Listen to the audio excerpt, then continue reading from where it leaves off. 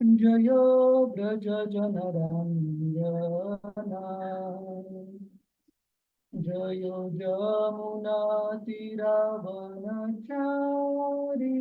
जयो कुञ्ज विहारी जयो जमुना तीरावनचारी जयो कुञ्ज विहारी जयो राधा माधव जयो कुञ्ज विहारी जयो राधा माधव जयो कुञ्ज विहारी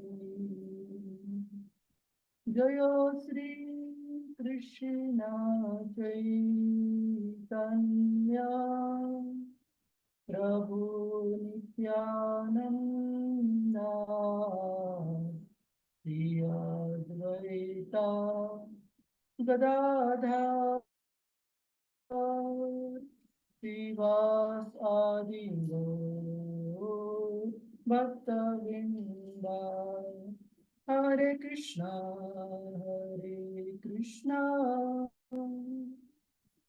कृष्णा कृष्णा हरे हरे हरे राम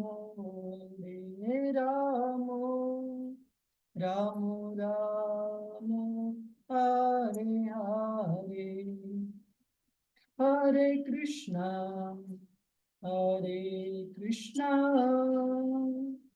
कृष्णा कृष्णा हरे हरे हरे राम राम राम हरे हरे हरे कृष्णा कृष्णा कृष्णा हरे हरे हरे राम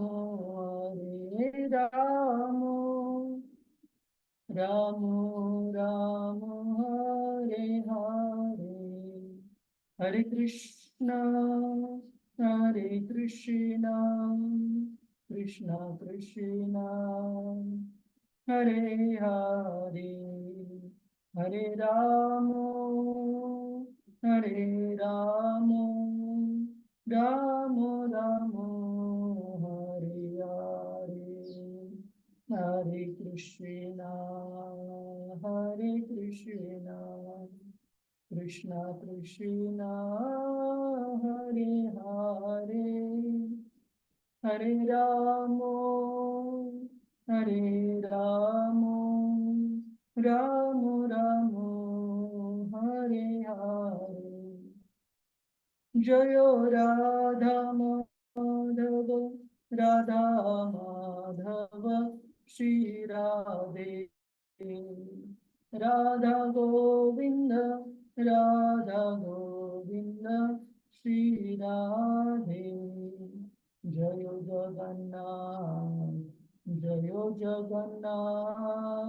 जयो बलदेव जयो सुभद्रा जगन्नाथ स्वामी नयन पथगामी भवतु मे जय गोपाल केशव माधव दीनदयाल जय गौरानिताय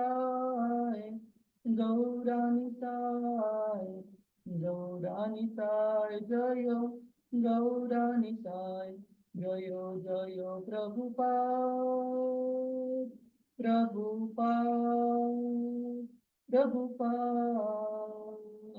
प्रभुपाद जय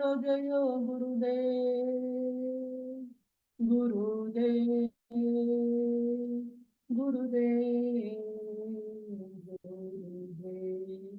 हरिनाम संकीर्तन की जय। श्रील प्रभुपाद की जय। गुरु महाराज की जय। हरे कृष्णा रतिरूपा माताजी. हरे कृष्ण प्रभूजी, दंडवत तुम्हाला प्रणाम. दंडोस माताजी, तुम्हाला स्क्रीन शेअर करायची आहे अ, प्रेयर्स दाखवण्यासाठी. अच्छा, मी करते प्रभूजी. हो. ओम नमो भगवते वासुदेवाय. ओम नमो भगवते वासुदेवाय. ओम नमो भगवते वासुदेवाय.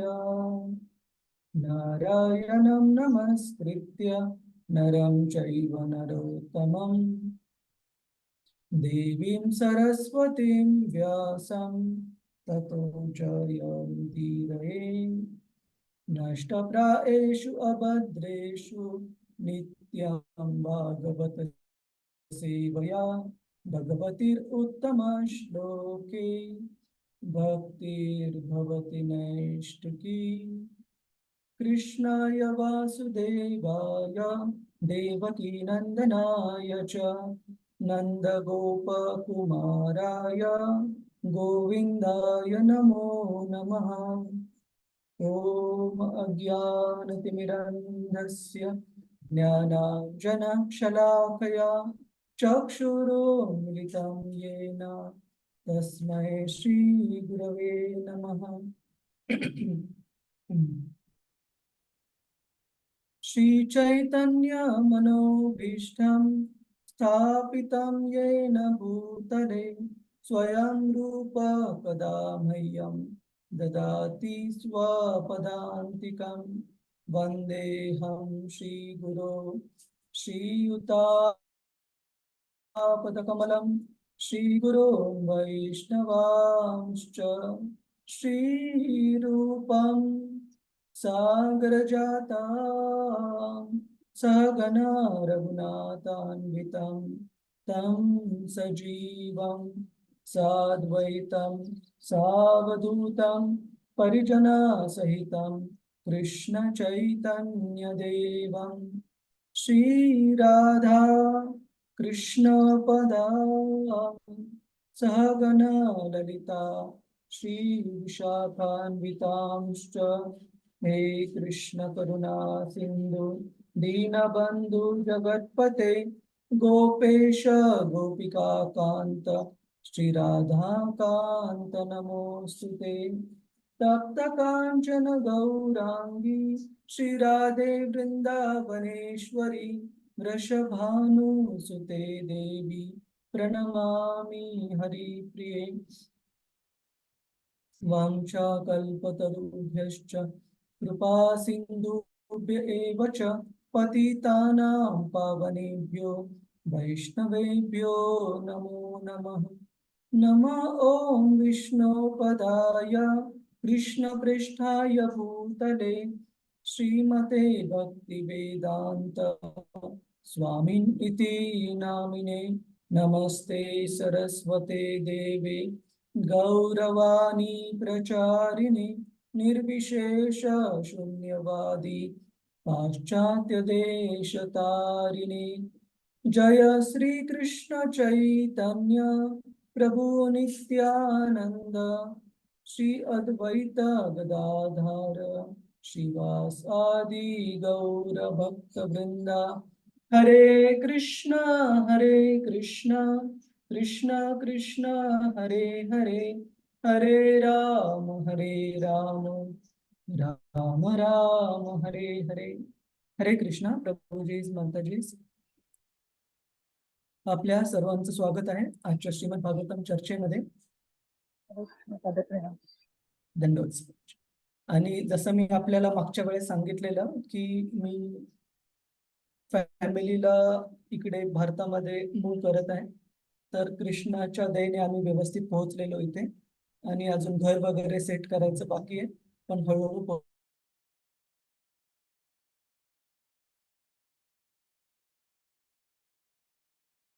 मुद्द्यांवर चर्चा केलेली. हरे कृष्णा प्रभूजीज माताजीज, कुणाला सांगायचंय कोणता जो मुद्दा आपल्या लक्षात आहे?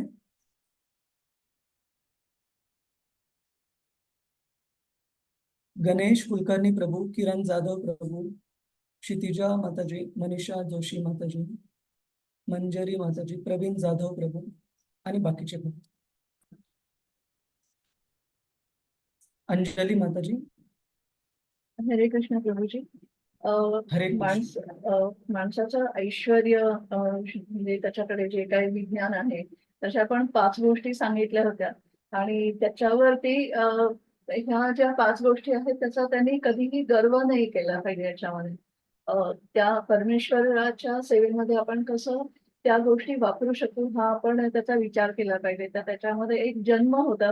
आपण जर उच्च कुळामध्ये जर जन्म घेतला असेल तर आपण काय करू शकतो म्हणजे आपण ब्रह्मज्ञान घेणे आणि लोकांना ब्रह्मज्ञान देणे ब्राह्मण म्हणून जर म्हटलं तर आपण म्हणू शकतो. ऐश्वर्य म्हणजे जर तुमच्याकडे संपत्ती असेल त्या संपत्तीचा वापर तुम्ही कसं करू शकता, दान धर्म करू शकता, परमेश्वरासाठी तुम्ही प्रसाद त्याचा करू शकता. श्रुत म्हणजे तुम्ही विद्या, जर तुमची विद्यामध्ये जर तुम्ही जर तुम्हाला त्याच्यामध्ये पारंगत असाल तर ती विद्या तुम्ही कशी त्याचा विनियोग करू शकता. आणि श्रीभी म्हणजे तुमचं सौंदर्य किंवा ऐश्वर्य हे जे काही ह्या 5 गोष्टी आपण बघितल्या होत्या त्याच्यामध्ये परमेश्वरासाठी आपण ह्याचा वापर कसा करू शकतो हे आठवत आहे. हरे कृष्ण. हा, धन्यवाद माताजी. आणि भगवंतांच्या सेवेमध्ये जर आपण यांचा वापर नाही केला तर काय होईल ह्या 4 गोष्टींमुळे? येस प्रभूजी माताजी, काय होईल जर आपण भगवंतांच्या त्या गोष्टी काढून घेतल्या जातील, काढून घेतल्या जातील. ओके. आणि काढण्याच्या अगोदर हा आध्यात्मिक पतन होईल ना त्यामुळे. हा किरण प्रभू पुन्हा एकदा सांगा. आध्यात्मिक पतन. हा, आध्यात्मिक पतन होईल आणि आपण म्हटलेलं की हा प्रभूजी मध वाढतो ना त्याचा आणि त्या वेडापासून त्याला काढण्यासाठी भगवान त्याला दुःख देतो. कारण भौतिक जीवनाचा जो ताप जर त्याचा वाढला मनाचा तर तो म्हणजे वेडा होऊन जातो, मध वाढतो आणि त्या वेगापासून काढण्यासाठी भगवान माणसाला दुःख देतो. हा, आणि अशा प्रकारच्या 4 तापांनी ज्यावेळेस मनुष्य वेडा होतो त्यावेळेस काय भक्तीमध्ये काय प्रॉब्लेम होतो? असा मनुष्य काय करू शकत नाही जो की या 4 तापांनी जन्म, ऐश्वर्य, श्रुत आणि श्री, उच्च कुळामध्ये जन्म, खूप सारं भौतिक ऐश्वर्य, खूप उच्च शिक्षण आणि भौतिक सौंदर्य, या 4 गोष्टींनी ज्यावेळेस मनुष्याचा ताप वाढतो त्यावेळेस असा मनुष्य काय करू शकत नाही. काय सांगितलं कुंती महाराजांनी मागच्या वेळेस? परमेश्वराच्या जवळ जाऊ प्रयत्न करा, शकत चुकलं नाही तरी काही आणि हरकत नाही. परमेश्वराच्या जवळ जाऊ शकत नाही आणि दुसरी गोष्ट तो मोक्ष मिळू शकत नाही. तो जन्ममृत्यूच्या फेऱ्यामध्येच अडकला जाईल. हरे कृष्ण. हा, हरे कृष्ण. कुंती महाराणी विशेषतः म्हणतात की असा प्रकारचा मनुष्य जो ह्या 4 तापांनी पीडित आहे तो मनुष्य प्रामाणिकपणे भगवंतांचं नामस्मरण करू शकत नाही. आपण उदाहरण दिलेलं की एका बुडणाऱ्या व्यक्तीचं उदाहरण दिलं की एखादा व्यक्ती ज्याला पोहता येत नाही तो जर बुडत असेल तर तो स्वतःचे प्राण वाचवण्यासाठी खूप जोरात आरडाओरडा करून आजूबाजूला त्या नदीच्या तलावाच्या किनाऱ्यावर जे कोणी आहेत त्यांचं ध्यान आकर्षित करण्याचा प्रयत्न करेल जेणेकरून कोणी त्याला वाचू शकेल. परंतु जर तो व्यक्ती हळूच म्हणाला हेल्प वगैरे तर कुणालाही कळणार पण नाही आणि लोक गांभीर्याने पण घेणार नाहीत. त्याचप्रमाणे आपण लहान बाळाचं पण उदाहरण दिलेलं की ज्यावेळेस एखाद्या लहान बाळाला खूप भूक लागलेली असते त्यावेळेस ते त्याच्या आईसाठी कळवळून रडते आणि त्यावेळेसच आई त्याला जवळ घेते, बाकीचे कामं बाजूला सारून. त्याच प्रकारे कुंती माता सांगतात की जो व्यक्ती ह्या 4 प्रकारच्या तापांनी उन्मत्त झालेला आहे, मदोन्मत्त झालेला आहे, अशा उन्मत्त व्यक्तीला प्रामाणिकपणे भगवंतांचं नामस्मरण करणं खूप अवघड जातं. कारण तो भौतिक ऐश्वर्यामध्ये इतका संतुष्ट असतो की त्याला ते नाव घेण्याची गरज कधी तीव्रतेने वाटत नाही. ज्या प्रकारे एखाद्या साधारण मनुष्याला पूर्ण उत्कंठेने कसं मदत मागावी हे तेवढं सहज कळणार नाही जेवढं एखाद्या बुडणाऱ्या व्यक्तीला कळेल, कारण त्याला माहिती आहे, आता जर माझा आवाज कोणी ऐकला नाही तर आयुष्य हे संपलेलं आहे. परंतु त्याचप्रमाणे कुंती माता सांगतात की हे 4 ज्या गोष्टी आहेत त्या जर आपण भगवंतांच्या सेवेमध्ये व्यवस्थित वापर केला नाही तर आपल्या अधःपतनाचं कारण ठरू शकतात, आपल्याला मदोन्मत्त करू शकतात. उच्च कुळात जन्म, खूप सारं भौतिक ऐश्वर, उच्च शिक्षण आणि भौतिक सौंदर्य, ह्या 4 गोष्टींपासून आपण नेहमी खूप सावध असायला पाहिजे. आणि आपण बरेचसे पॉझिटिव्ह म्हणजे भक्तांची उदाहरणं पण पाहिले की जिथे भक्त ह्या 4 गोष्टी असून पण कधीही ह्या 4 तापांच्या प्रभावाने कधीही पीडित राहिले नाहीत. जसं की परीक्षित महाराज, युधिष्ठिर महाराज, ध्रुव महाराज, प्रल्हाद महाराज, हे पृथू महाराज, हे पूर्ण जगाचे सार्वभौम राजा असून पण कधीही त्यांना फरक पडला नाही या 4 गोष्टी, कारण त्यांनी त्या कधीही स्वतःच्या समजल्या नाहीत, भगवंतांच्या मालकीच्या समजल्या आणि भगवंतांच्या सेवेमध्ये नेहमी वापरल्या त्या. अजून कोणता मुद्दा लक्षात आहे कुणाच्या? हरे कृष्ण. प्रभूजी, माताजी, अजून कोणता मुद्दा लक्षात आहे आपल्या?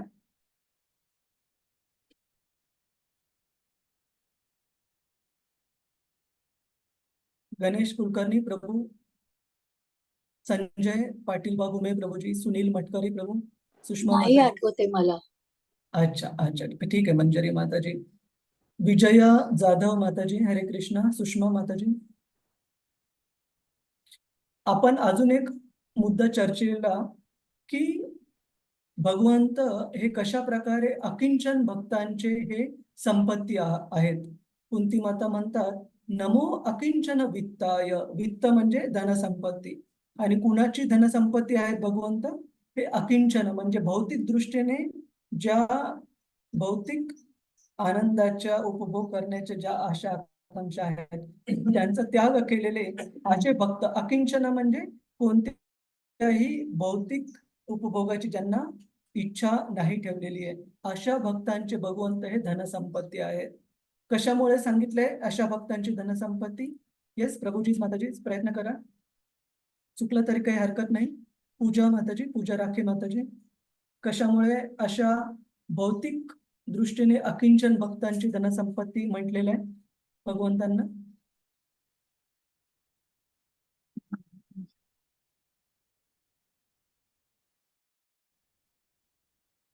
कारण अशा भक्तांसाठी आश्रय घेण्यासाठी अजून कोणताही उपाय उपलब्ध नाहीये. आणि अशा भक्तांना भगवंतांच्या शिवाय कोणीही दुसरं माहिती नाहीये. आणि भगवंतांना पण अशा भक्तांशिवाय कोणीही दुसरं माहित नाहीये. म्हणून अशा अकिंचन भक्तांचं कुंती महाराणी सांगतात की नमो अकिंचन वित्ताय.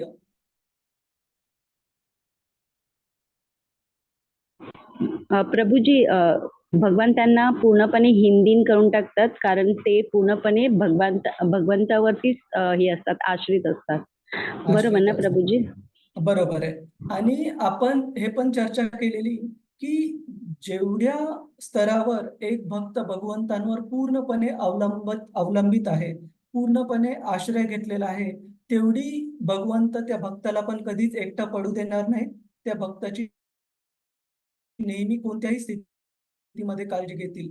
जसं की पांडवांच्या बाबतीत आपण पाहिलं की एका संकटानंतर दुसरे संकट येत राहिले पांडवांवर, पण कधीही त्यांनी भगवंतांची शुद्ध भक्ती सोडली नाही, भगवंतांप्रती आपलं समर्पण सोडलं नाही.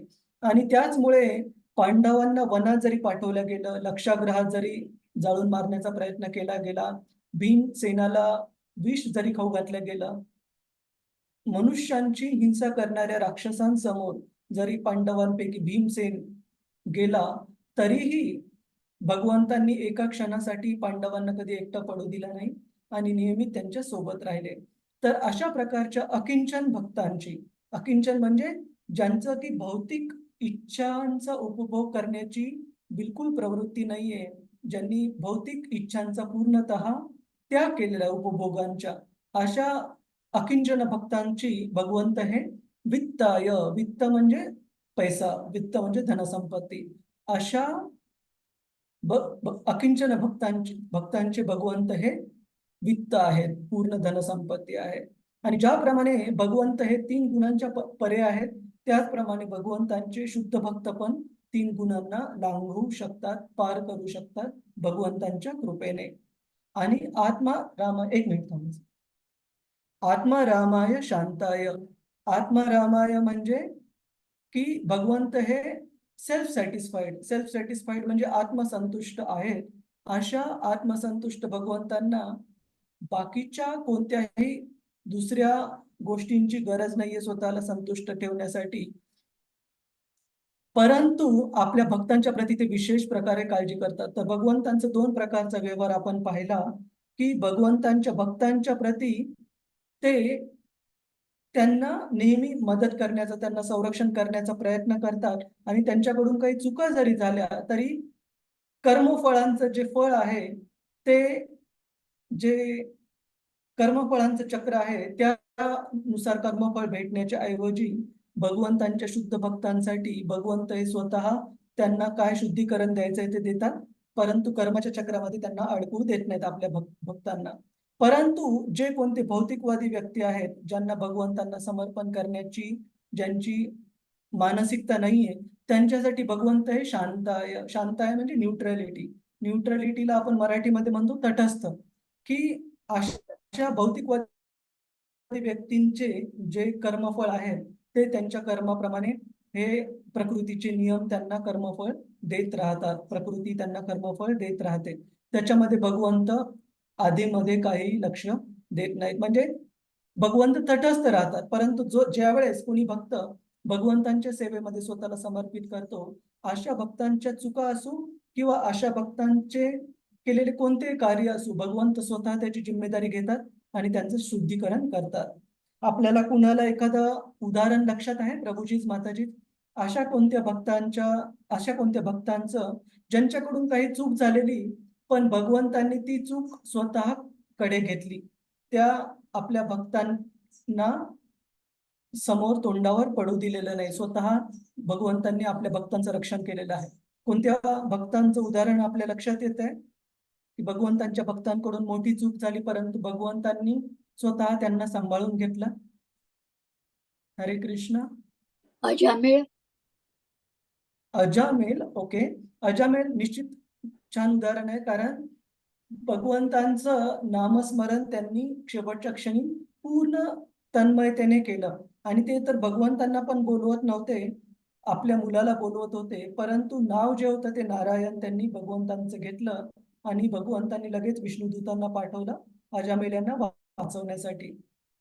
अजून कोणत्या भक्तांचं जे की भगवंतांचे नित्यदास?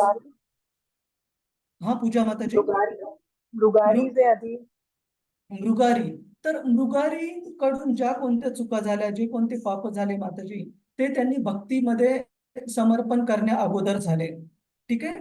तर हे छान उदाहरण आहे. पण हे उदाहरण आहे की कशा प्रकारे भगवंत आपल्याला समर्पित झालेल्या भक्तांचे आधीचे जे चुकीचे कर्मफळ आहेत त्यांना पण कशा प्रकारे माफ करतात. परंतु असं एक उदाहरण आपल्याला मिळतं भागवतामध्ये. हरे कृष्ण. हरे कृष्ण. हा ते भीष्म आणि भीष्म प्रतिज्ञा घेतात आणि म्हणजे मारायला जातात अर्जुनाला आणि मग ते स्वतः शस्त्र उचलतात, म्हणजे ते एक ब्लेमच घेतात ना असं. हरे कृष्ण. हा ठीक आहे. म्हणजे भीष्मदेवांचं असं आहे की त्यांनी भगवंतांच्या संतुष्टतेसाठी स्वतः अधर्माच्या बाजूने युद्ध करायचं ठरवलं, हे दाखवण्यासाठी की कशा प्रकारे कितीही आपण शक्तिशाली असलो, जर आपण अधर्माच्या बाजूने असलो तर आपला विनाश हा निश्चित आहे. 4थ्या स्कंदामध्ये एक खूप छान उदाहरण येतं अशा भगवंतांच्या नित्यदासांचं जय आणि विजय, जे की वैकुंठ धामामध्ये, वैकुंठामध्ये भगवंतांचे गेटकीपर, म्हणजे आपण ज्यांना गेटकीपरला मराठीमध्ये काय म्हणतो? द्वारपाल. मालदार, द्वारपाल. चोरदार, द्वारपाल. हा, भगवंतांच्या नित्य सेवेमध्ये त्यांच्या द्वारपाल यांच्या रूपामध्ये सेवा अर्पण करत आहेत, जय आणि विजय. आणि आपण पाहतो की भगवंतांचे दुसरे शुद्ध भक्त चतुष्कुमार ज्या वेळेस भगवंतांना भेटण्यासाठी वैकुंठ वैकुंठामध्ये प्रवेश करतात, तर वैकुंठाला पण सांगितलेलं आहे की एकाच्या आतमध्ये एक अशा प्रकारचे 7 वेगवेगळे दरवाजे आहेत आतमध्ये जाण्यासाठी. म्हणजे 7 वेगवेगळे आवरण आहेत. आज पर आपण जर तमिळनाडूमध्ये श्रीरंगम या ठिकाणी गेलात आपण रंगनाथ स्वामी प्रभूंचं दर्शन घेण्यासाठी, तर श्रीरंगमचं पूर्ण जे शहर आहे, गाव आहे, ते पूर्ण मंदिराच्या आतमध्ये वसलेलं आहे. म्हणजे पूर्ण मंदिराचं जे भिंत आहे ती पूर्ण गावाला वेढा घातलेला आहे. आणि त्याच्या आतमध्ये अजून एक भिंत, अजून एक गेट, त्याच्या आतमध्ये अजून एक भिंतीचं आवरण आणि अजून एक गेट, अशा प्रकारे 7 द्वार आहेत श्रीरंगमच्या मुख्य मंदिरापर्यंत पोहोचण्यासाठी. त्याच प्रकारे सांगितलं गेलंय की भगवंतांचं जे वैकुंठ धाम आहे, इथे पण एकाच्या आतमध्ये एक असे 7 गेट आहेत. तर चतुष्कुमार ज्यांनी की भगवंतांकडून वरदान मागून घेतलेलं की ते नेहमी लहान मुलांच्या शरीररूपी रूपामध्ये राहतील, जेणेकरून त्यांना मायाशक्तीपासून त्यांना नेहमी भगवंतांचं संरक्षण मिळेल. परंतु या चतुष्कुमार जे की भगवंतांचे महान भक्त आहेत, वैकुंठाच्या 7 द्वारांपैकी 6 द्वार ते क्लिअर केले त्यांनी आणि 7वं द्वार 7वं गेट क्लिअर करताना जय आणि विजय जे की द्वारपाल आहेत भगवंतांचे, त्यांनी चतुष्कुमारांना अडवलं. आणि कारण चतुष्कुमार हे लहान मुलांच्या रूपात होते आणि असं सांगितलं जातं की 4 दिशा हेच त्यांचे कपडे, हेच त्यांच्या शरीरावर आवरण होतं. अशा प्रकारे लहान मुलांना ज्यांनी की कपडे वगैरे पण घातलेले नाहीत, तर जय विजय यांनी थांबवलं की तुम्ही कोण आहात आणि तुम्ही या वैकुंठ धामामध्ये जाऊ शकत नाहीयेत. म्हणजे त्यांचं ओळख निश्चित करण्यासाठी त्यांनी थांबवलं. तर चतुष्कुमार जे की भगवंतांचे शुद्ध भक्त आहेत, त्यांना हे रुचलं नाही की अशी व्यक्ती वैकुंठ धामामध्ये कसं काय स्थापित असू शकते, जी की भगवंतांच्या भक्तांना ओळखण्यामध्ये कुठेतरी त्यांची चूक होत आहे. आणि भक्त आणि अभक्त यांच्यामधला फरक कळण्यामध्ये जर कोणी पुरेसं ज्ञानी नसेल, जर कुणाची समज नसेल, तर अशा व्यक्तीला राहण्याचा अधिकार नाहीये वैकुंठ धामामध्ये. म्हणून ह्या द्वारपालांवर नाराज होऊन चतुष्कुमार हे त्यांना शाप देतात की आपली जी मनोवृत्ती आहे ती एक व्यक्ती आणि दुसरी व्यक्ती यांच्यामध्ये भेदभाव करणारी आहे. तर अशा भेदभाव करणारी मानसिकता असणाऱ्या व्यक्तींना वैकुंठ धामामध्ये प्रवेश भेटू शकत नाही. तर आपल्याला आत्ता लगेच मृत्यू लोकामध्ये पृथ्वीवर असुरांच्या रूपात जन्म मिळेल. आणि असं सांगितलं जातं की ज्या वेळेला चतुष्कुमारांनी जय आणि विजय यांच्या प्रती हा शाप दिला, त्यावेळेस लगेच त्या क्षणी भगवंत विष्णू स्वतः त्या ठिकाणी द्वारावर म्हणजे गेटवर आले वैकुंठ धामाच्या. आणि त्यांनी स्वतः चतुष्कुमारांना सांगितलं की कृपया हे चतुष्कुमार, माझ्या सेवकांकडून झालेली जी चूक आहे ती मी माझी स्वतःची चूक म्हणून स्वीकार करतो. आणि खूप सुंदर तात्पर्य भागवतामध्ये दिलेले त्या श्लोकाच्या ठिकाणी की कशा प्रकारे एका आदर्श स्वामींचं, एका आदर्श मालकाचं हे कर्तव्य आहे की स्वतःच्या सेवेमध्ये जो कोणी नोकर चाकर आहे, जे कोणी त्यांचे सेवक आहेत, त्यांना कसं स्वतःच्या संरक्षणाखाली नेहमी त्यांनी स्वतःच्या काळजीमध्ये नेहमी ठेवायला पाहिजे. असं नाही की त्यांच्याकडून सेवा घ्या आणि मनाला पाहिजे तसं त्यांच्याकडे दुर्लक्ष करा, लक्ष द्या किंवा देऊ नका. भगवंत स्वतःच्या उदाहरणावरून शिकवतात की ते आपल्या सेवकांची किती चांगल्या प्रकारे काळजी घेतात. त्यांनी स्वतः चतुष्कुमारांना माफी मागितली आणि भगवंतांचं स्वतः दर्शन घेऊन चतुष्कुमार हे पूर्णपणे संतुष्ट झाले आणि त्यांना पण आपल्या आपण दिलेल्या शापाबद्दल त्यांना पण थोडंसं हे वाटलं, पश्चाताप वाटला की आपण भगवंतांच्या सेवकांना असा शाप दिलेला आहे. तर भगवंतांनी सांगितलं की माझ्या सेवकांकडून झालेली चूक ही मी स्वतःची चूक समजतो, तरी तुम्ही कृपया त्यांना माफ करा. आणि त्यानंतर भगवंतांनी अशा प्रकारे चतुष्कुमारांना आवाहन केल्यानंतर चतुष्कुमारांनी जय आणि विजय यांना हे दिलं चॉईस त्यांना दिली की आपण एकतर आपल्याला 7 जन्म भगवंतांचं भक्त बनून राहावं लागेल मृत्यू लोकामध्ये, किंवा 3 जन्म भगवंतांच्या प्रती भगवंतांना वीर्य रस देण्यासाठी भगवंतांच्या शत्रूच्या रूपामध्ये आपल्याला राहावं लागेल. आणि चतुष्कुमार जे की भगवंतांचे नित्य सेवक आहेत वैकुंठ धामामध्ये द्वारपालाच्या रूपामध्ये, त्यांना आपल्या भगवंतांच्या आपल्या स्वामींच्या सेवेमधून जास्त काळ दूर राहायचं नव्हतं, म्हणून त्यांनी तो पर्याय निवडला जिथे की 3 जन्मांनंतर त्यांना वैकुंठ धामात परत येण्याची संधी प्राप्त होईल.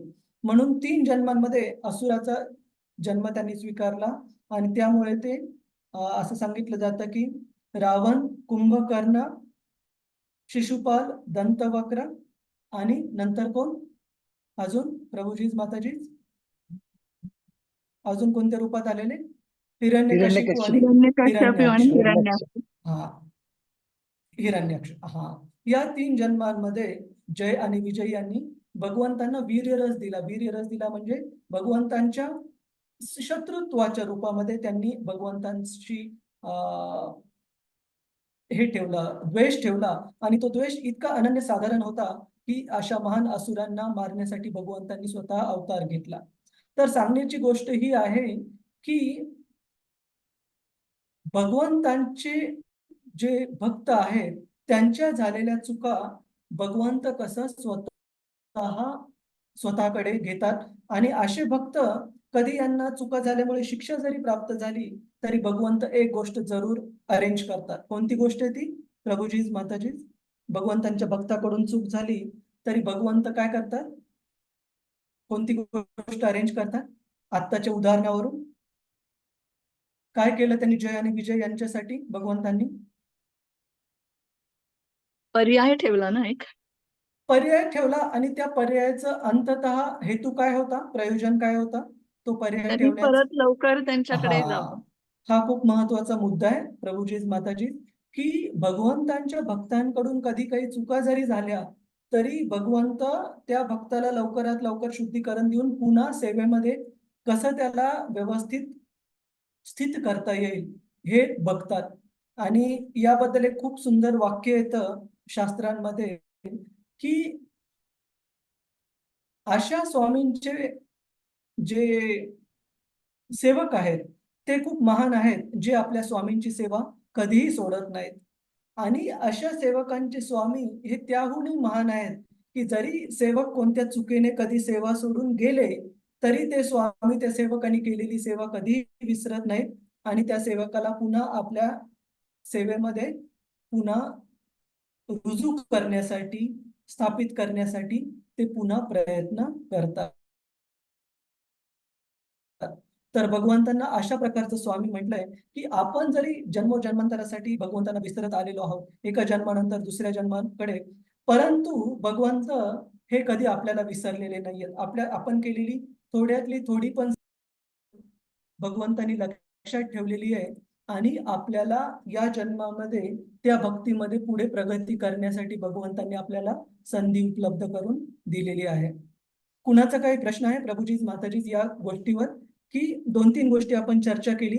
भगवंत कशा प्रकारे अकिंचन भक्तांची पूर्ण धनसंपत्ती आहेत आणि भक्तांच्या प्रती आणि अभक्तांच्या प्रती भगवंतांच्या व्यवहारामध्ये काय फरक आहे आणि आपल्या भक्तांप्रती भगवंत हे कशा प्रकारे दयाळू राहतात, कशा प्रकारे त्यांच्याकडून काही चूक जरी झाली तरी ती चूक दुरुस्त करून लगेच जेवढं शक्य होईल तेवढं त्वरित आपल्या भक्तांना ते भगवत भक्तीमध्ये पुन्हा जोडतात. कुणाला काही प्रश्न आहे यावर? हरे कृष्ण प्रभूजीज माताजीज.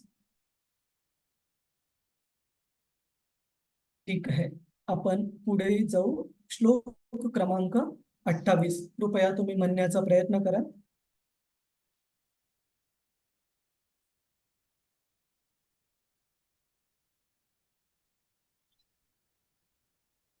आपल्या सर्वांना श्लोक दिसत आहे 28 नंबरचा? हो प्रभूजी. हरे कृष्ण. कृपया श्लोक म्हणण्याचा प्रयत्न करा.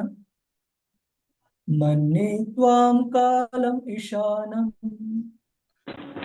मन्वे त्वां कालमविशानम् अनादिनिधनं विभुम् अनादिनं दिनं विभुम् समञ्चरन्तं सर्वत्र समं तं सर्वत्र भूतानां यन्मिथः कलिः भूतानां यत मिथं कलिम्. आणि आपण मागच्या श्लोकात पाहिलं की भगवंत हे भगवंतांच्या भक्तांसाठी कशा प्रकारे आत्माराम असून सर्व संतुष्ट असून पण स्वतः आउट ऑफ द वे जातात भगवंतांच्या भक्तांचा त्यांना संरक्षण देण्यासाठी, जे की समर्पित भक्त आहेत. आणि कशा प्रकारे अभक्तांसाठी भगवंत हे तटस्थ राहतात, त्यांच्या कर्मफळ, अशा अभक्तांचं कर्मफळ हे त्यांना जन्ममृत्यूच्या चक्रामध्ये गुंतवून ठेवते. परंतु कुणाला वाटू शकेल की अशा प्रकारे भगवंत हे पार्शलला आपण मराठीत काय म्हणतो, पक्षपाती आहेत का, की आपल्या शुद्ध भक्तांच्या प्रती पक्षपात करत आहेत आणि अभक्तांच्या प्रती त्यांचं नुकसान करत आहेत, त्यांना त्रास देत आहेत. कुणाला असं वाटू शकतं. परंतु कुंती माता पुढच्या श्लोकामध्ये सांगतात की कशा प्रकारे भगवंत हे भगवंतांच्या काळ रूप हे याची महती सांगितली की सर्व निधनम, सर्व प्राणी मात्रांसाठी भगवंत हे समम चरंतम सर्वत्र. समम म्हणजे सगळ्यांसाठी सारखे, सर्व प्राणी मात्रांसाठी भगवंत हे समभाव ठेवतात. आणि आपण ह्या दोन्ही गोष्टी पाहू की भगवंतांनी ठेवलेला समभाव आणि भगवंतांनी आपल्या भक्तांना दाखवलेली विशेष कृपा, या दोन्हीमध्ये फरक नाहीये. दोन्ही ह्या गोष्टी बरोबरच आहेत, हे आपण समजून घेण्याचा प्रयत्न करूया. तर अशा काळरूपाला कुंती देवी ह्या प्रार्थना अर्पण करत आहेत, ज्या काळरूपाने भगवंत हे, मग तो देव असू की दानव असू, भक्त असू की अभक्त असू, सर्वांवर आपल्या कृपेचा सारखाच वर्षाव करतात. आपल्यापैकी कुणाला अनुवाद आणि तात्पर्य वाचायचं आहे? हरे कृष्ण. मी वाचू? हा, संजना म्हणतो. प्रभूजी, माझा आवाज व्यवस्थित येतोय का? हा, माझं स्वतःचं कनेक्शन थोडंसं वीक आहे इथे, पण येत आहे माताचा आवाज. हरे कृष्ण.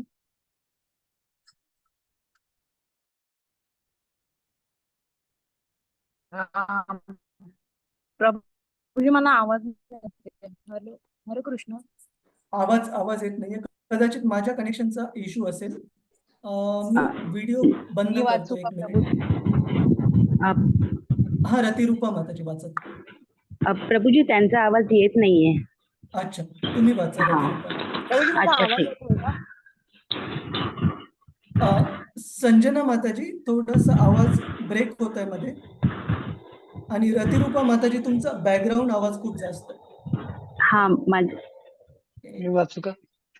हा, गणेश कुलकर्णी प्रभूजी. येस प्रभूजी. हरे कृष्ण प्रभूजी. हरे हे प्रभू, हरे कृष्ण.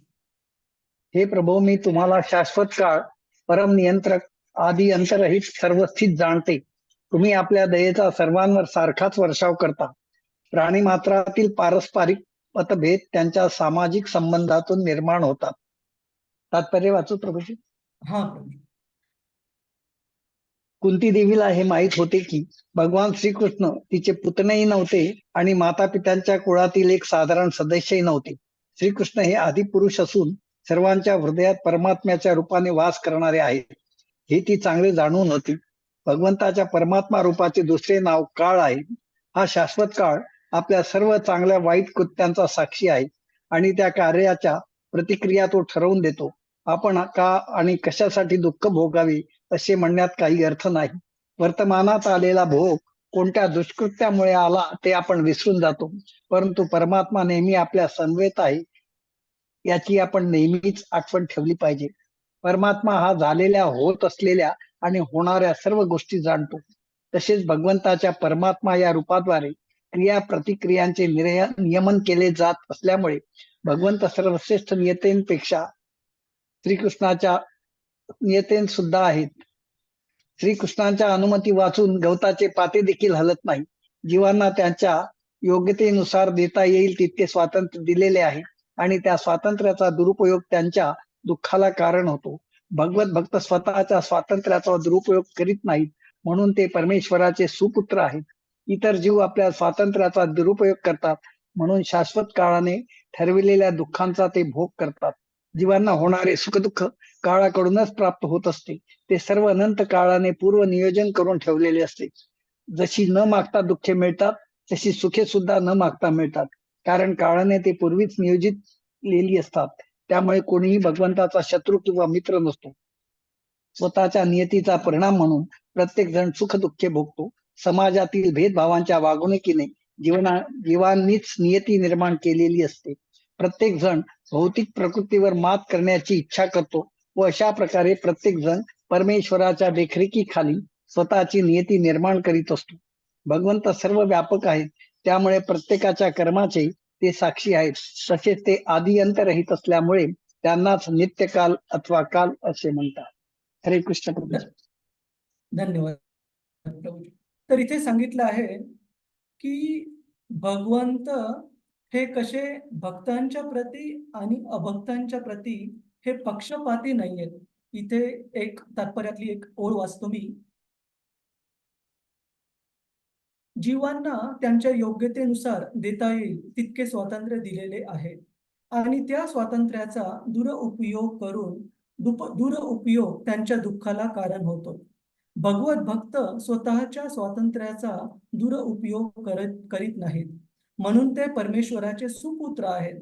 इतर जीव आपल्या स्वातंत्र्याचा दुरुपयोग करतात, म्हणून शाश्वत काळाने ठरविलेल्या दुःखांचा ते भोग करतात. तर या श्लोकाच्या संबंधित तात्पर्यामध्ये आपले जे वेगवेगळे वैष्णव आचार्य आहेत, विशेषतः श्री विश्वनाथ चक्रवर्ती ठाकूर, ते खूप छान 2 उदाहरणं देतात. पहिलं उदाहरण देतात ते भगवंत कृष्ण हे सर्व जीवांप्रती कशा प्रकारे सारखे आहेत, समभाव ठेवून आहेत, याचं उदाहरण देण्यासाठी श्री विश्वनाथ चक्रवर्ती ठाकूर हे सूर्याचं उदाहरण देतात. ते म्हणतात की सूर्य हा सर्व प्राणी मात्रांना उष्णता आणि प्रकाश हा देतो. कोणत्याच प्राणी मात्रावर तो कधी भेदभाव करत नाही की हा पापी मनुष्य आहे, हा खूप पाप योनीमध्ये जन्मलेला प्राणी आहे, याला मी माझा प्रकाश किंवा उष्णता देणार नाही. तर परंतु तरीही हा जो सूर्य आहे, वेगवेगळ्या प्रकारचे जीव वेगवेगळ्या प्रकारे या सूर्याचा अनुभव घेतात. ज्या प्रकारे असं सांगितलं जातं की एक जो आंधळा माणूस आहे, ज्याची दृष्टी, आंधळ्या लोकांमध्ये पण ग्रेडेशन असतं अंधत्वाचं, की काही लोकांना समोर थोडासा प्रकाश लावला समोर आहे तर थोडासा फरक वाटू शकतो, म्हणजे त्यांची दृष्टी पूर्णतः गेलेली नाही, थोड्या प्रमाणामध्ये उपलब्ध आहे.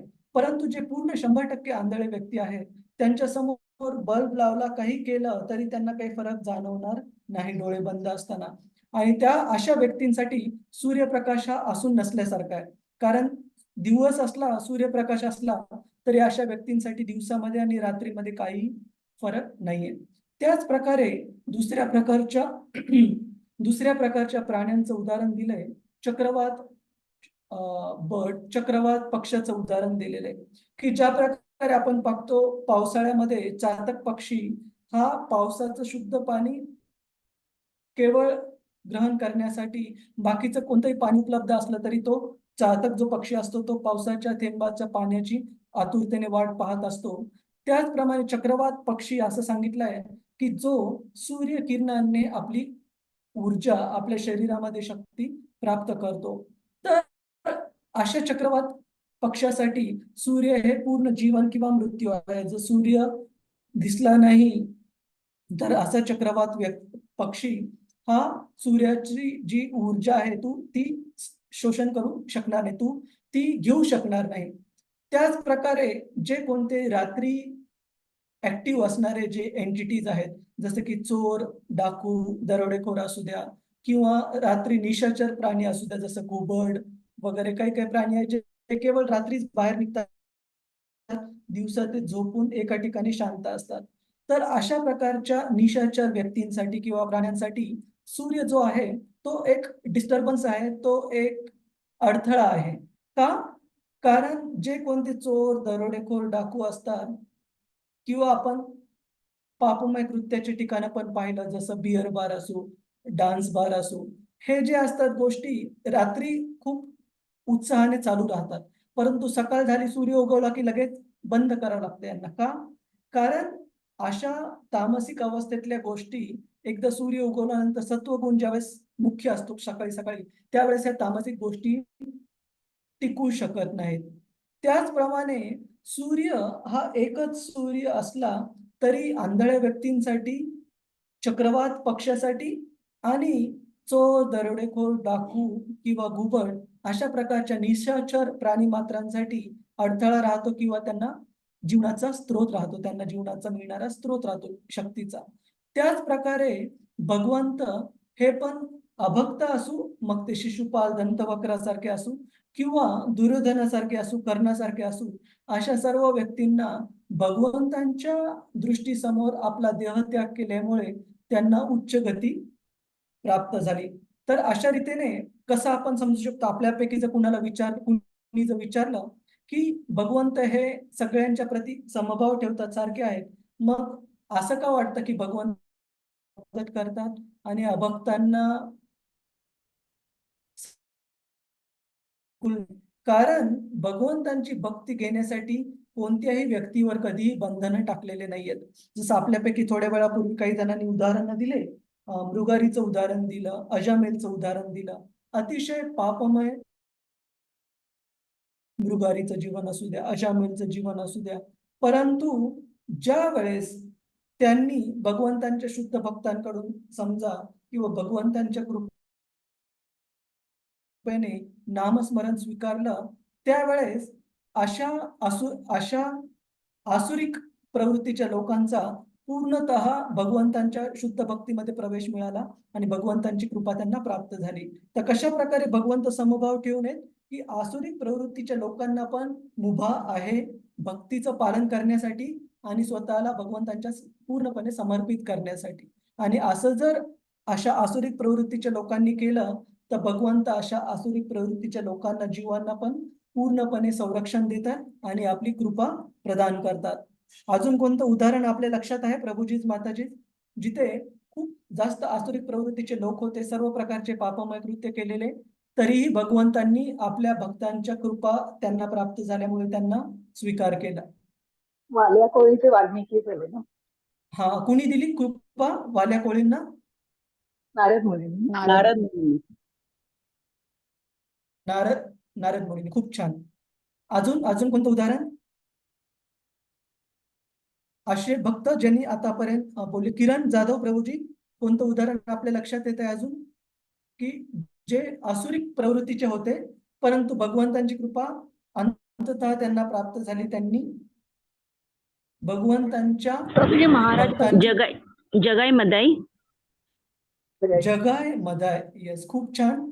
जगाय आणि मदाय हे एवढे पापमय कृत्य करत होते की यमराजांचे जे नोंद ठेवणारे जे आहेत, यमराजांचे क्लर्क जे आहेत, चित्रगुप्त, ते चित्रगुप्त डायरीज त्यांच्या पूर्ण मोठ्या मोठ्या वह्या या भरून जायच्या जगाय आणि मदाय यांच्या पापकृत्यांचं रेकॉर्ड ठेवण्यासाठी. आणि अशा जगाय आणि मदाय यांना नित्यानंद प्रभूंची कृपा प्राप्त झाल्यामुळे चैतन्य महाप्रभूंनी पण भक्ती मार्गामध्ये त्यांचा स्वीकार केला. तर सर्वांना क्लिअर आहे प्रभूजीच माताजी की कशा प्रकारे भगवंत हे आसुरिक प्रवृत्तीच्या लोकांना पण तेवढेच कृपा प्रदान करणारे आहेत. फक्त काय पात्रता असली पाहिजे, काय केलं पाहिजे आसुरिक प्रवृत्तीच्या लोकांनी भगवंतांची कृपा प्राप्त करण्याकरता?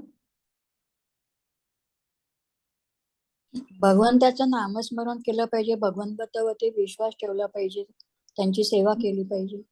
हा, नामस्मरण केलं पाहिजे, सेवा केली पाहिजे आणि विशेषतः भगवंतांचे जे भक्त आहेत, हा, शरण आलं पाहिजे भगवंतांना. शरण आलं पाहिजे. आणि विशेषतः कशा प्रकारे शरण आलं पाहिजे?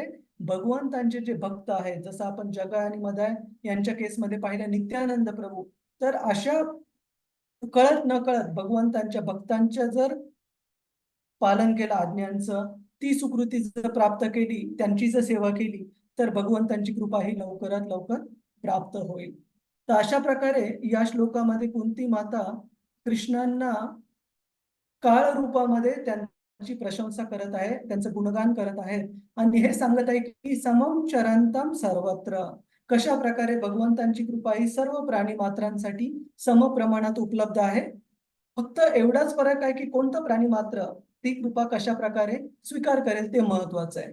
जर सूर्यप्रकाश असताना जर कुणी ठरवलं की मी दार खिडक्या पडदे लावून बसेल किंवा मी जमिनीच्या खाली गुहेमध्ये लपून जाऊन बसेल, तर ती आपण चूक सूर्याची म्हणू शकत नाही. सूर्याने सूर्यप्रकाश पूर्ण उपलब्ध करून दिलेला आहे.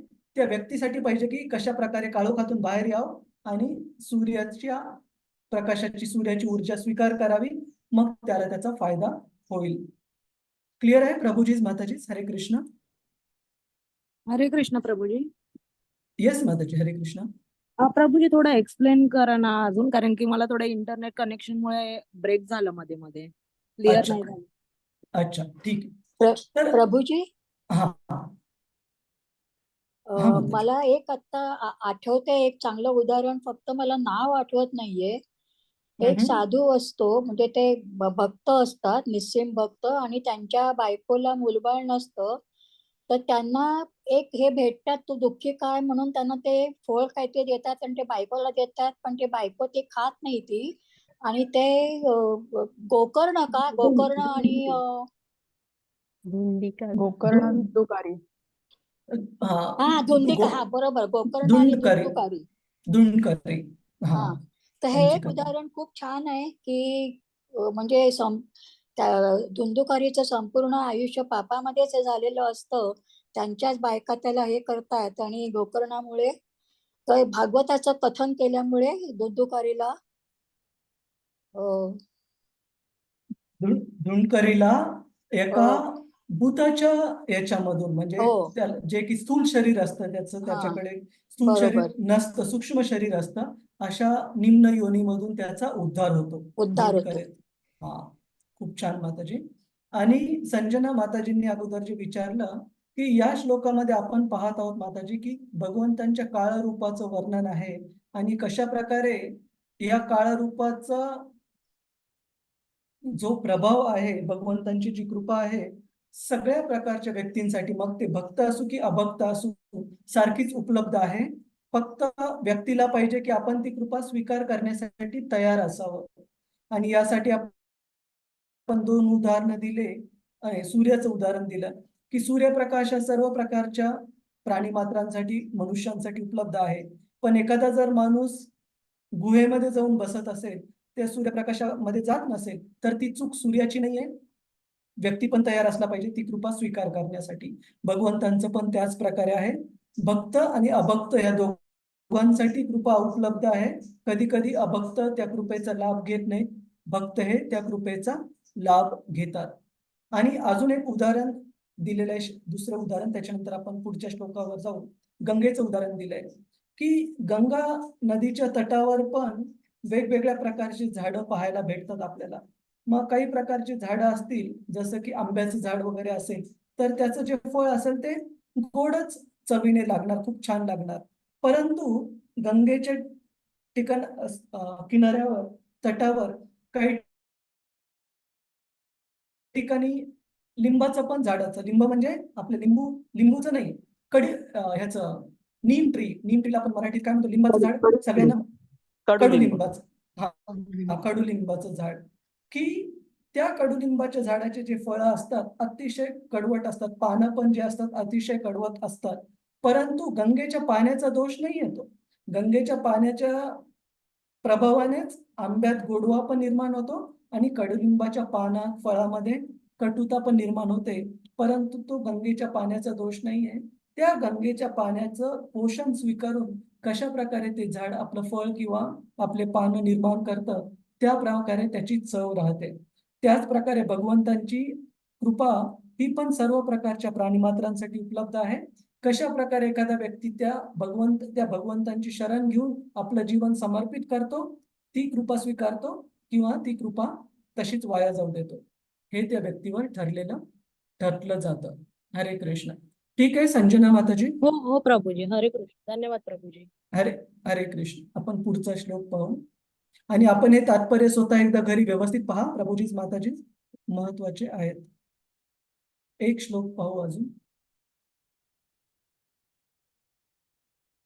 न वेद कश्चित् भगवांश्चिकीर्षिताम् न वेद कञ्चित् भगवान भगवान् कञ्चित् न वेद कश्चित् भगवांश्चिकीर्षिताम् न न वेद वेद कश्चित् कञ्चित् भगवान भगवन्तं तवेहमानस्य नृणां विडम्बनम् तवेहमानस्य मृणान् विडम्बनम् न यस्य कश्चित् इतोऽस्ति कर्हिचित् न यस्य कश्चित् ततो विचकित्सित द्वेषस्य यस्मिन् विषमामतिर्नृणाम्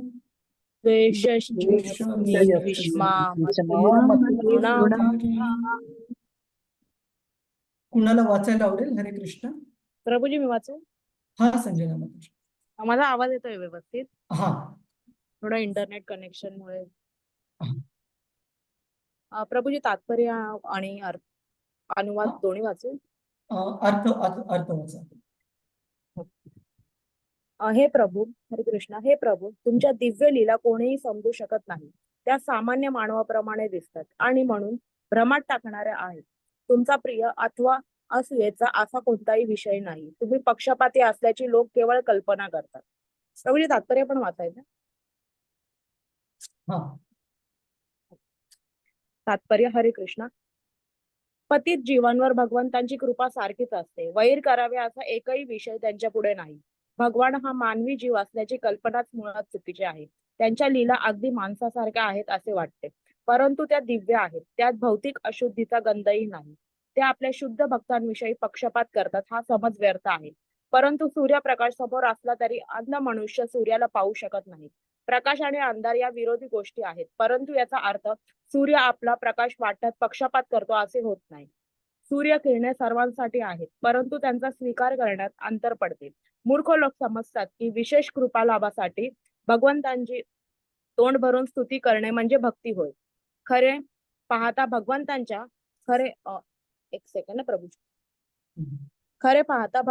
दिव्य प्रेममय भक्ती संलग्न असलेले शुद्ध भक्त म्हणजे व्यापारी वर्ग नव्हे. वाणिक म्हणजेच व्यापारी वर्ग धनाच्या प्राप्तीसाठी कोणाचीही सेवा करतो. शुद्ध भक्त अशा विनिमयापोटी भगवंतांची सेवा करीत नाही. म्हणून त्यांच्याकरिता एक मिनिट. म्हणून त्यांच्याकरिता भगवंताची कृपा पूर्ण मुक्त आहे. दुःखार्थ, अर्थार्थी, जिज्ञासू, ज्ञानी इत्यादी उपासक विशिष्ट हेतूने भगवंतांशी तात्पुरता संबंध ठेवतात, परंतु हेतू पूर्ण झाल्यावर त्यांचा भगवंतांशी काही संबंध नसतो. कोणी धार्मिक मनुष्य दुःखग्रस्त स्थितीत आपल्या स्वास्थ्यासाठी प्रार्थना करतो, परंतु स्वास्थ्य प्राप्त होतात असा मनुष्य भगवंताविषयी कधी कधी निष्काळजीपणा करतो. भगवंतांची कृपा त्यांच्यासाठी मोकळी आहे, परंतु तोच अनिच्छुक आहे. हेच शुद्ध भक्त आणि मिश्र भक्त यांच्यातील अंतर आहे, जे पूर्णपणे भगवत भक्तीच्या विरुद्ध आहे. हरे कृष्ण. हा. त्यांना अंधकारात उजव्या पानावर.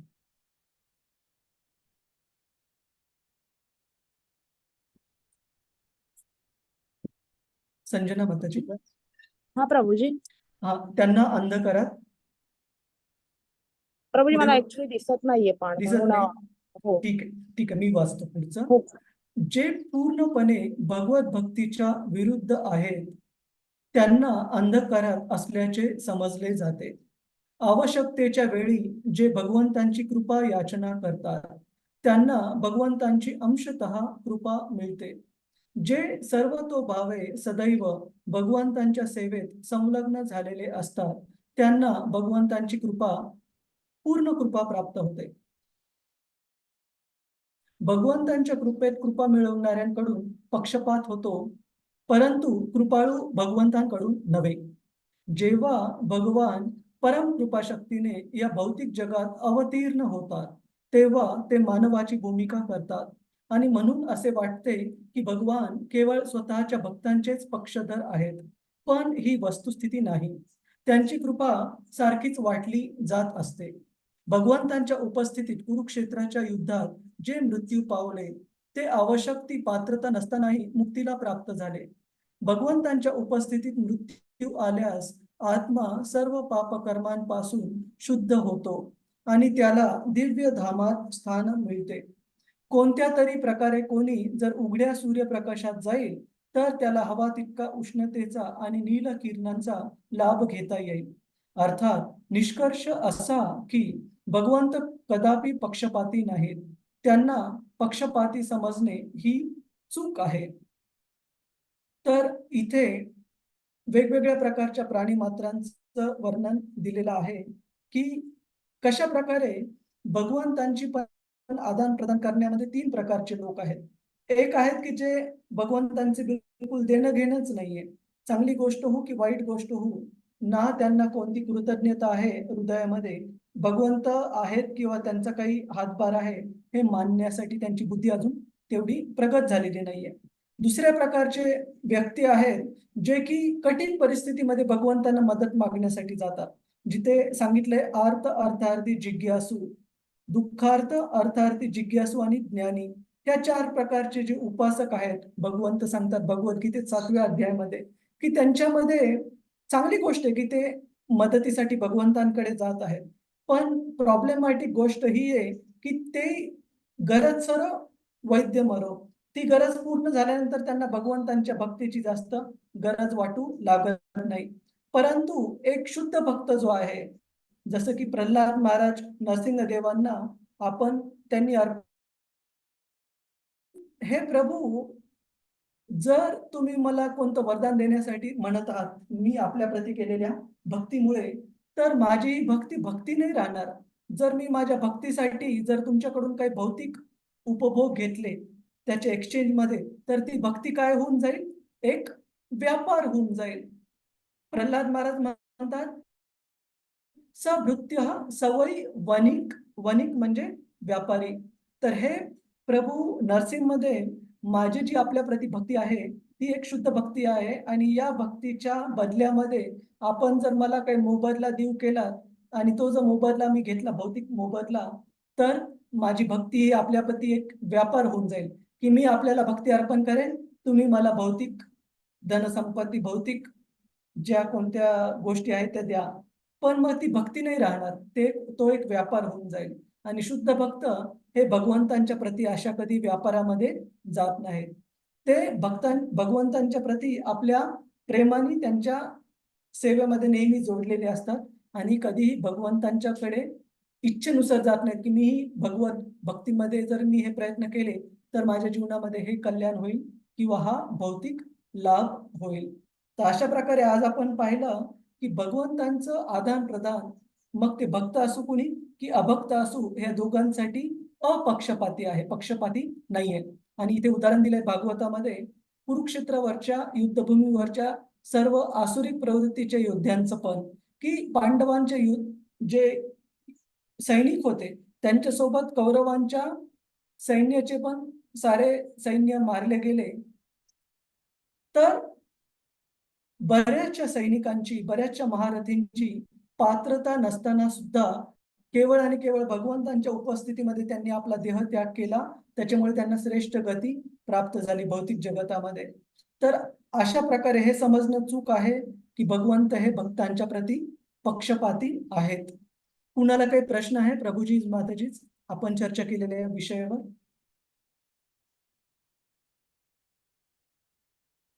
किरण जाधव प्रभूजी, क्षितिजा माताजी, रेश्मा माताजी, संजय पाटील बागुमे प्रभू. हरे कृष्ण प्रभू. हरे कृष्ण.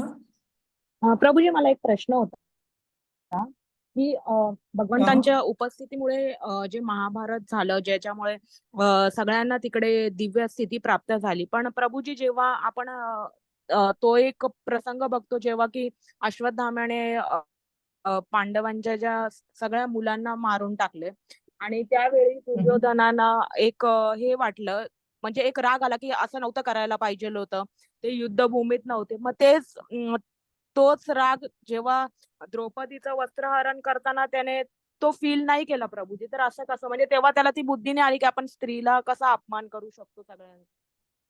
आपण हे जाणू शकतो की थोड्या प्रमाणात का होईना शुद्धीकरण निश्चित झालेलं होतं दुर्योधनाचं. आणि दुसरी गोष्ट की हे सांगितलं जातं, प्रभुपाद तात्पर्यामध्ये सांगतात की अगोदरच्या काळामध्ये जे आसुरी प्रवृत्तीचे लोक होते त्यांच्यात पण धार्मिक गुण थोडे का होईना बाकी होते.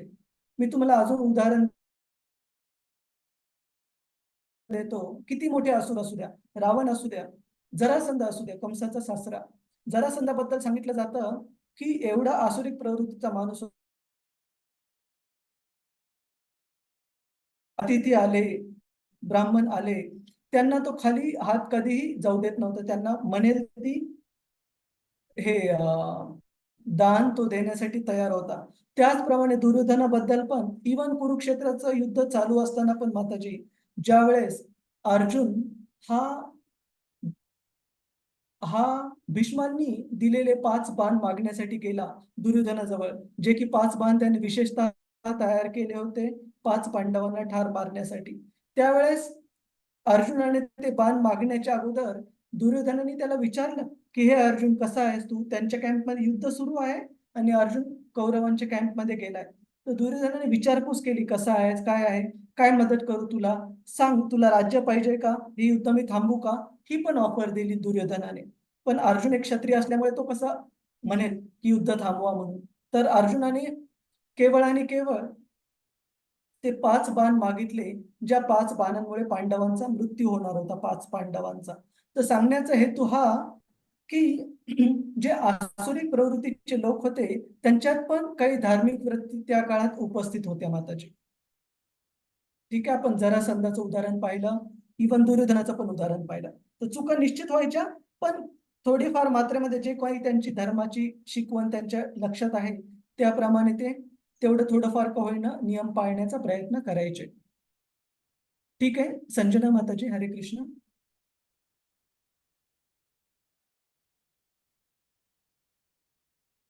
अजून कुण बाकीचा कुणाचा काही प्रश्न आहे? हरे कृष्ण प्रभूजी, माताजी.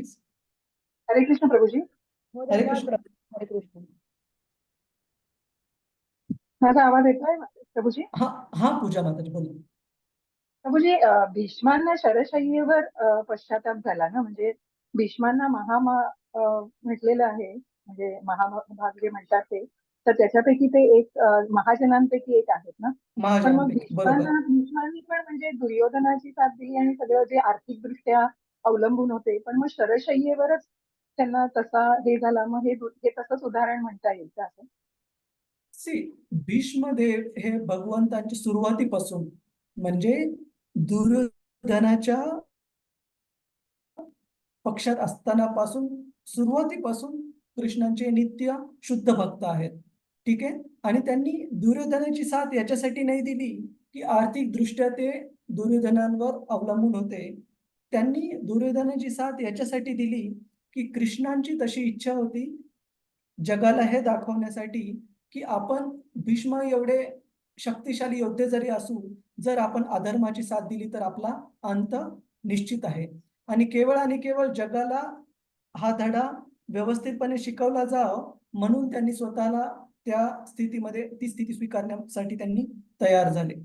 नाहीतर त्यांना स्वतःच्या शुद्ध चैतन्यामध्ये कृष्ण हे भगवंत आहेत आणि कृष्णाच्या प्रति शुद्ध भक्ती याशिवाय दुसरं काही माहित नव्हतं कधी. त्याच्यामुळे हे बरोबर नाहीये की मग त्यांना पहिल्या अध्यायामध्ये, भगवद्गीतेच्या पहिल्या अध्यायामध्ये काही नमूद केली आहेत ना कारण, कशाचे म्हणजे कारण. द्रोणाचार्य आणि भीष्म दुर्योधनाची साथ देतात, त्याच्यामध्ये त्यांनी ते कारण पण एक नमूद केलं आहे. हो, परंतु भीष्माचं विशेषतः सांगितलं जातं की ते भगवंतांचे शुद्ध भक्त आहेत आणि केवळ भगवंतांच्याच इच्छेनुसार ते कौरवांच्या गटात सामील झाले, जेणेकरून जगापुढे ही गोष्ट कळावी. हे आपण कितीतरी वेगवेगळ्या प्रकारच्या वैष्णव आचार्यांच्या टिप्पणीमध्ये पण हे सांगितलेले आहे माताजी, की कितीही शक्तिशाली योद्धा असेल, जर तो चुकीच्या गटाकडून, अधर्माच्या पक्षाकडून जर तो राहिला, तर त्या व्यक्तीचा अंत हा निश्चित आहे. ते भगवंतांना दाखवायचं होतं आणि त्यासाठी त्यांनी भीष्मदेवांची निवड केली. जसं की आई कधी कधी सुनेला काही सांगण्यासाठी आपल्या मुलीला रागवते, लेकी बोले सुनेला गे, तसं. ठीक आहे माताजी. म्हणजे भगवंतांचं प्रयोजन होत आहे. भगवंतांचं प्रयोजन होतं भीष्मदेवांच्या बाबतीत, बाकीच्यांच्या बाबतीत नाही, पण भीष्मदेवांच्या बाबतीत.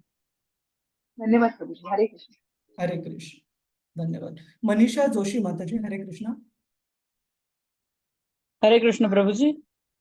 सेम माझी Yes, पण ma'am. अशी एक शंका आहे की आता पांडवांचं म्हणजे कृष्णाचे तर भक्तच होते पांडव, पहिल्यापासून त्यांची भक्ती, कृष्णावर भक्ती होती, तरी सुद्धा त्यांना एवढा म्हणजे इतका त्रास कसा काय सहन करावा लागला? पूर्णतः म्हणजे पूर्ण महाभारत त्यामुळेच घडलं. तर याबद्दल पण वेगवेगळ्या आचार्यांची टिप्पणी खूप छान आहे माताजी, की बरेच कारण आहेत. विशेषतः मुख्य कारण हे आहे की भगवंत आपल्या भक्तांचं गुणगान करण्यासाठी त्यांना कधी कधी कठीण परिस्थितीमधून घालवतात, जेणेकरून त्या भक्ताचे जे भक्तीचे सुंदर गुण आहेत ते प्रखरतेने बाहेर यावेत. जसं की उदाहरण दिलं जातं की डायमंड, एक हिरा निर्माण करताना त्याची जी खाण असते त्याच्यातून हिरा काढल्या काढल्या कसा असतो, कार्बनचा एक पूर्ण काळा कुट्टा असा बिलकुल प्रकाश नसतो, पण त्याला वेगवेगळ्या प्रकारच्या उच्च तापमानामधून काढलं जातं, जेणेकरून त्या हिऱ्याचं जे खरं सौंदर्य आहे ते जगासमोर यावं. त्याचप्रमाणे आपण बघतो भगवंत बऱ्याच वेळा त्यांचे जे विशेष प्रकारचे भक्त आहेत, प्रल्हाद महाराज असू, पांडव असू, कुंती देवी असू, यांना विशेष प्रकारच्या परीक्षेतून घालवतात, जेणेकरून त्यांची जी भक्तीचे गुण आहेत त्याच्यातून आपण सगळे प्रेरणा घेऊ शकू. ठीक आहे मनीषा माताजी. हरे कृष्ण. हो, धन्यवाद प्रभूजी. हरे कृष्ण. हरे. मंजरी माताजी, आपला काही प्रश्न आहे? मला एक म्हणजे जसं विचारायचं होतं की मनुष्य जीवाकरता, मनुष्य प्राण्याकरता भगवंतांची सेवा करून, नामस्मरण करून स्वतःची उन्नती करून घेता येते. तसं अदर दॅन मनुष्याच्या म्हणजे योनी व्यतिरिक्त जे बाकी जे जीव आहेत त्यांचं उन्नती कशा प्रकारे होत जाते? म्हणजे आता आपण सुद्धा अनेक योनी फिरून आपल्याला मनुष्य जन्म मिळाला, आपण जर नीट वागलो नाही तर आपलं अधःपतन होऊ शकतं. होऊ शकतो. तर खरी गोष्ट. त्याप्रमाणे अन्य जीवांची उन्नती कशा प्रकारे होते? म्हणजे त्यांना, कारण त्यांच्यापाशी बुद्धी हा एक आपल्याला मनुष्याला बुद्धी दिली आहे, ती बुद्धी अदर जीवांना नसते. त्या स्तरावर नसते. बरोबर आहे. हा. खूप छान प्रश्न आहे की मनुष्य सोडून बाकीच्या जीवांचा उद्धार कशा प्रकारे होऊ शकतो, आणि हा प्रश्न इतका महत्वाचा प्रश्न आहे की चैतन्य महाप्रभूंचे एक महान भक्त नामाचार्य श्री हरिदास ठाकूर यांनी आपल्या काळजीने चैतन्य महाप्रभूंना एक्झॅक्टली हाच प्रश्न विचारलेला माताजी, मंजरी माताजी, की त्यांनी चैतन्य महाप्रभूंना विचारलं की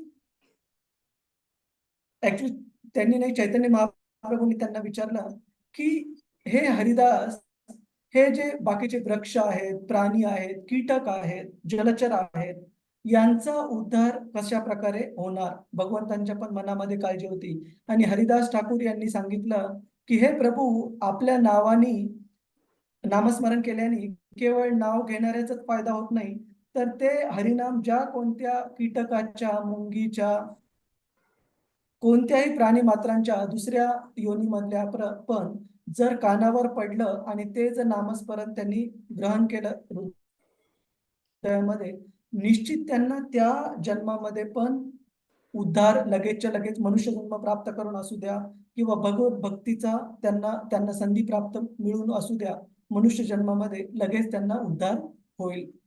तर सामान्यतः तुम्ही जे म्हणतात ते खरं आहे की प्राणी मात्रांना तेवढी बुद्धी नाहीये की ते आध्यात्मिक जीवनाला तेवढं गांभीर्याने घेऊ शकतील.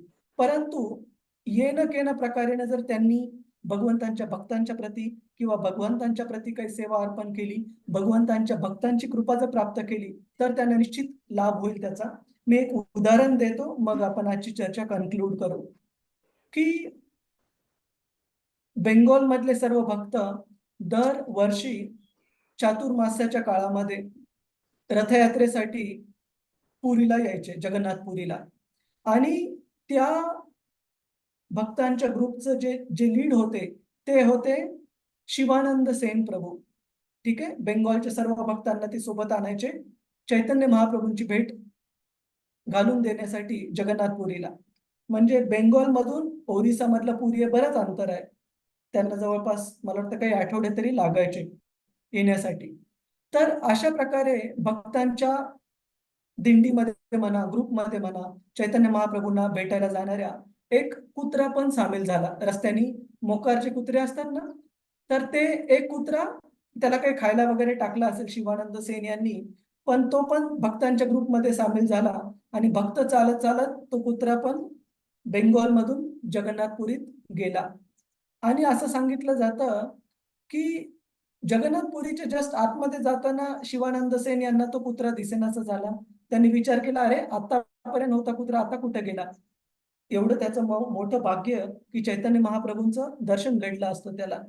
तर त्यावेळेस पुढे जाऊन ज्यावेळेस चैतन्य महाप्रभूंना भेटतात शिवानंद सेन आणि भक्त, त्यावेळेस पाहतात की तो कुत्रा अगोदरच महाप्रभूंच्या जवळ गेलेला आणि महाप्रभू त्याला स्वतःची कृपा प्रदान करत आहेत. आणि महाप्रभूंनी त्याला बेसिकली वेट कोकोनट म्हणजे ओलं नारळ जे म्हणतो ते टाकलं, कुत्र्याने स्वीकार केलं आणि महाप्रभूंच्या कृपेने त्या कुत्र्याला पण वैकुंठ गमन प्राप्त झालं, त्या निम्न योनीमध्ये जन्म प्राप्त केलेला असून पण त्याची सुकृती काय होती त्या कुत्र्याची, की भगवंतांचे महान भक्त, शुद्ध भक्त शिवानंद सेन यांना तो कुत्रा प्रिय झालेला होता. म्हणजे सांगण्याचा अर्थ असा की भगवंतांच्या भक्तांना जरी आपण निम्न योनीमध्ये कोणी जर प्रिय होऊ शकलं, कोणतं सुकृती प्राप्त झाली, तर निश्चित भगवंत पण त्या निम्न योनीतल्या प्राणी मात्राचा उद्धार करते. ठीक आहे माताजी, हरे कृष्ण. हो, धन्यवाद धन्यवाद माता. हरे हरे कृष्ण. कृष्ण. तर खूप खूप धन्यवाद आपल्या सगळ्यांचा. आणि आपण हरे कृष्ण. याच्यात एक उदाहरण आपण जेव्हा भगवद्गीतेमध्ये दुसऱ्या अध्यायात त्रायते महतो भयाती, कितीही मोठ्या संकटात असलं तरी भगवंतांची सेवा केल्यावर मोक्ष मिळतो, तसं एक उंदीराचं तिथे उदाहरण दिलंय की जो त्याचा उद्देश तो चेरी खाण्याचा असतो, पण त्याच्याकडून ती आरती केली जाते दिव्याची, भगवंतांच्या मूर्तीची, आणि त्यालाही मोक्ष मिळतो, म्हणजे त्याचा उद्धार होतो. हो हो. तर ही पण विष्णू पुराणामध्ये कथा येते की कशा प्रकारे एकदा एक उंदीर दिव्याच्या वातीला कोणतं तरी छान फळ म्हणून आकर्षित होऊन खाण्यासाठी जातो आणि ती दिव्याची वात जी विझणारच असते ती पुन्हा प्रखरतेने जळायला लागते त्या उंदराने ओढल्यामुळे थोडस. आणि भगवंत त्या उंदीराने सेवा पण केलेली नसते, पण कळत न कळत त्या उंदीराकडून जी सेवा झालेली की दिवा पुन्हा प्रखरतेने जळायला लागला, ती सेवा स्वीकार करून त्या उंदीराला पण लगेच भगवत धाम गमन त्याचं होतं, वैकुंठ देह प्राप्त होतो त्याला. नेहा विक्रमनाशोस्ति प्रत्यवायो न विद्यते स्वल्पम अपि अस्य धर्मस्य त्रायते महतो भयात. अपि स्वल्पम, स्वल्प म्हणजे खूप छोटस जरी प्रामाणिकपणे गंभीरपणे एखाद्या व्यक्तीने सेवा केली असेल, एखाद्या प्राण्याकडून सेवा घडली असेल, निश्चित त्याला त्याचा फायदा होतो. भगवंत कोणतीही सेवा व्यर्थ जाऊ देत नाहीये. हरे कृष्ण.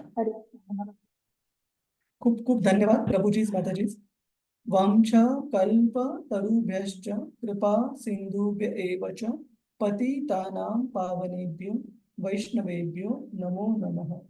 अनंत कोटि वैष्णव वृंद की जय. वैष्णव ठाकुर की जय. श्रील प्रभुपाद की जय. हरे कृष्ण. हरे कृष्ण प्रभुजी, दंडवत हरे प्रणाम. कृष्ण. हरे कृष्ण. हरे कृष्ण. धन्यवाद प्रभुजी. हरे कृष्ण. धन्यवाद. हरे कृष्ण.